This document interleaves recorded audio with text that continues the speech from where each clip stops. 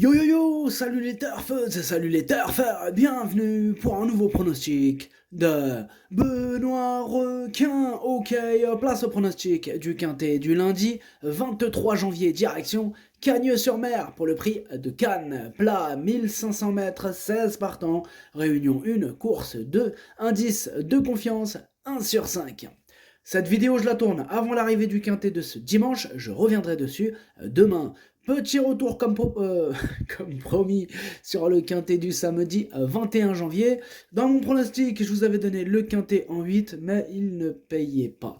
Ok, c'est parti, on commence le pronostic et on commence avec le numéro 1, Cours du Roi. Et on n'aura pas les commentaires de l'entraîneur, c'est Fabrice Vermeulen.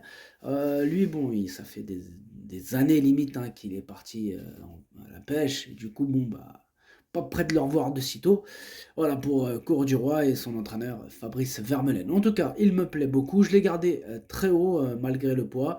Je l'ai mis en 3e position. Atlas, Dercho, Chalet. On passe au numéro 2, Tutu. Et on écoute François Montfort.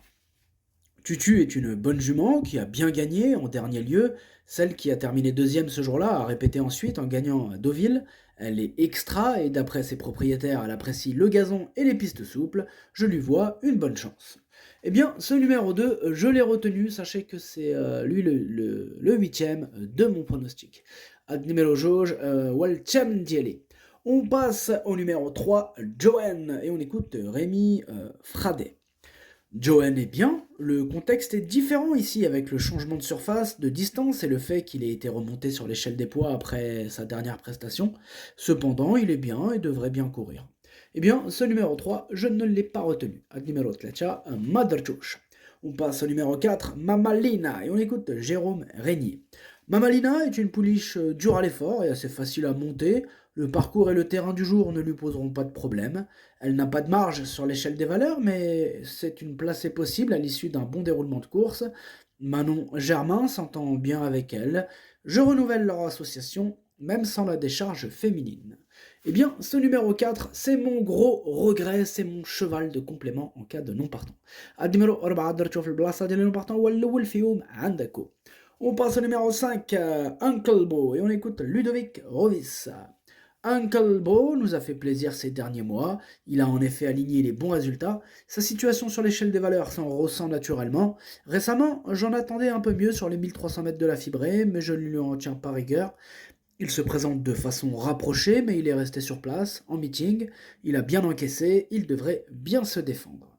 Eh bien, ce numéro 5, je ne l'ai pas retenu, en revanche, il est à l'arrière de ma petite liste des possibles troubles faits, méfiance. On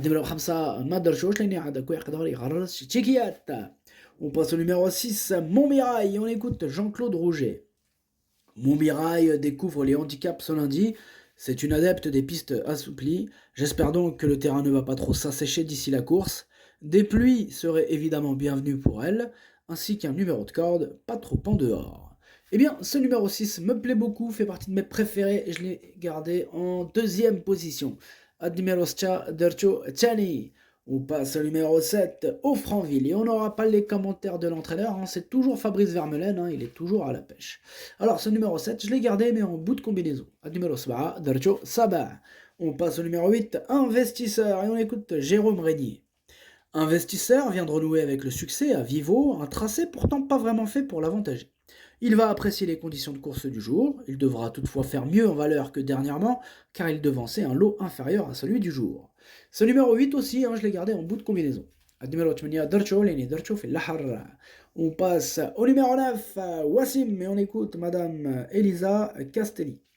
Wassim a été castré après avoir été acheté à réclamer. Lors de ses 2 premières sorties sous ma responsabilité, il n'a pu s'exprimer dans de bonnes conditions. Il est en très belle forme. J'espère que le terrain ne sera pas trop pénible. Il a une petite chance. Ce numéro 9, je ne l'ai pas retenu, mais attention quand même, il est en plein milieu de ma petite liste des possibles casseurs de tickets repérés, donc attention. Numéro 7,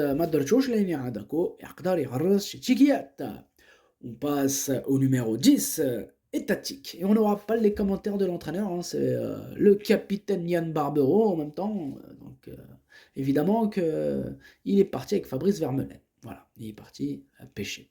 Alors, ce numéro 10, je ne l'ai pas retenu, mais c'est lui le chef, le capitaine de ma petite liste des possibles casseurs de tickets repérés.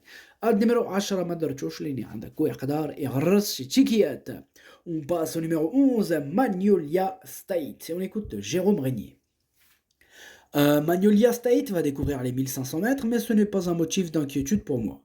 Elle reste sur une deuxième place dans un handicap, preuve de sa compétitivité sur l'échelle des valeurs. Le lot est un peu plus relevé cette fois, mais la voir à l'arrivée de ce quintet n'a a priori rien d'impossible. Eh bien, ce numéro 11, je l'ai gardé, il me plaît bien, je l'ai mis en 5e position. Ad numéro 11, درتو خمسة. On passe au numéro 12, Monsieur Goodnight, et on écoute Édouard Montfort. Mr. Goodnight est un poulain sympa qui s'adapte à tout ce qu'on lui propose, que ce soit la surface et l'état du terrain. De plus, la distance de 1500 mètres est bonne pour lui, on l'a gardé frais pour le meeting et j'espère le voir bien se comporter. Il n'a pas beaucoup de marge au poids, mais à l'issue d'un bon parcours, il peut finir dans les 5 premiers. Eh bien, ce numéro 12, je ne l'ai pas retenu. Numéro 12, Motherchosh. On passe au numéro 13, Cortez Bank, et on écoute Jérôme Régnier. Cortez Bank est un nouveau venu dans mes box, je n'ai fait que des exercices d'entretien avec lui. Il donne satisfaction le matin. Je l'aligne ici un peu par opportunisme, mais surtout pour situer sa compétitivité face à une telle opposition. Bon, c'est un test pour Cortez Bank, ce numéro 13 en tout cas, je ne l'ai pas retenu. Numéro 13, Motherchosh. On passe au numéro 14, Gam Run, et on écoute Patrice Cotier. Gamran vient de très bien courir à ce niveau sans avoir toutes ses aises, il est resté très bien et je pense qu'il sera aussi bien sur le gazon. Je lui vois une première chance, il est en mesure de pouvoir gagner une course comme ça. Eh bien ce numéro 14 c'est mon préféré et je l'ai installé en tête. On passe au numéro 15, Yes Forever, et on écoute Christophe Ferland. Yes Forever a effectué une rentrée convenable, elle découvrait la PSF et prise de vitesse durant le parcours, elle a terminé correctement. Elle sera sans doute mieux sur le gazon et avait montré sa compétitivité au printemps dernier.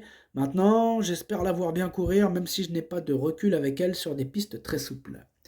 Eh bien, ce numéro 15, je l'ai gardé assez haut, en 4e position.